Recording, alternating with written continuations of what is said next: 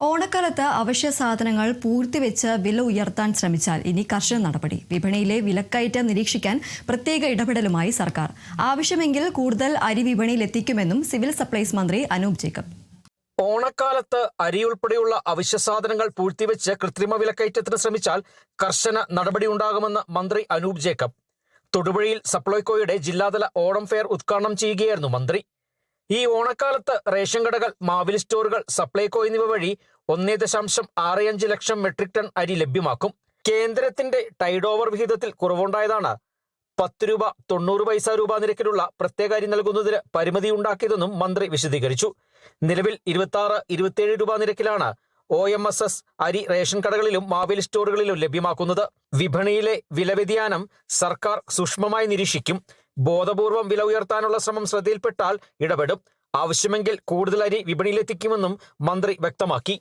നമുക്ക് പൊതുവിപണിയിലെ വില നിയന്ത്രിച്ച് നിർത്തുവാനും ജനങ്ങൾക്ക് മിതമായ നിരക്കിൽ നിത്യോപയോഗ സാധനങ്ങൾ ഉറപ്പുവരുത്തുകയും ഒക്കെ ഈ ദൈർഘ്യമേറിയ ഫെയറുകളുടെ ലക്ഷ്യമാണ്. എല്ലാ സ്ഥലങ്ങളിലും പരമാവധി ഗുണമേന്മയുള്ള ഉൽപ്പന്നങ്ങൾ മിതമായ നിരക്കിൽ എത്തിച്ച് പൊതുവിപണിയിൽ ഉണ്ടാവുന്ന വില വ്യതിയാനങ്ങളിൽ നിന്ന് ജനങ്ങൾക്ക് ആശ്വാസം പകരുക എന്ന വലിയ ദൗത്യമാണ് ഏറ്റെടുത്തിരിക്കുന്നത്. ഉത്സവകാലങ്ങളാകുമ്പോൾ സ്വാഭാവികമായിട്ടും വിപണിയിൽ മാറ്റങ്ങൾ കണ്ടു തുടങ്ങും.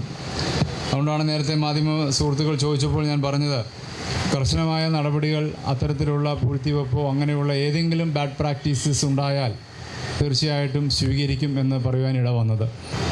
ഈ ഓണക്കാലത്ത് 1,65,000 മെട്രിക് ടൺ അരിയാണ് സിവിൽ സപ്ലൈസ് വകുപ്പ് ഡിപ്പാർട്ട്മെൻറ്റിലെ റേഷൻ കടകളിലൂടെയും മാവേലി സ്റ്റോറുകൾ വഴിയും സപ്ലൈകോ മുഖാന്തരവും ലഭ്യമാക്കിക്കൊണ്ടിരിക്കുന്നത്. എറണാകുളം, തിരുവനന്തപുരം, കോഴിക്കോട് ജില്ലകളിൽ മെഗാ ട്രേഡ് ഫെയറുകൾക്കും തുടക്കമായി. ജില്ലാ ഫെയറുകൾക്കും നിയോജക മണ്ഡലം അടിസ്ഥാനത്തിലുള്ള പ്രാദേശിക ഫെയറുകൾക്കും നേരത്തെ തന്നെ തുടക്കം കുറിച്ചിട്ടുണ്ടെന്നും മന്ത്രി പറഞ്ഞു. തൊടുപുഴ നഗരസഭാ ചെയർപേഴ്സൺ സാബിറ ജലീൽ അധ്യക്ഷത വഹിച്ചു. കൗൺസിലർ ആതിര ജോഷി ആദ്യ വിൽപ്പന നടത്തി.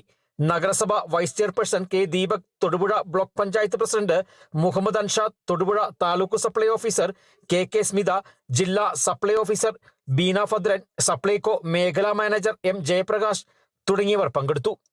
Kerala vision news, Idukki.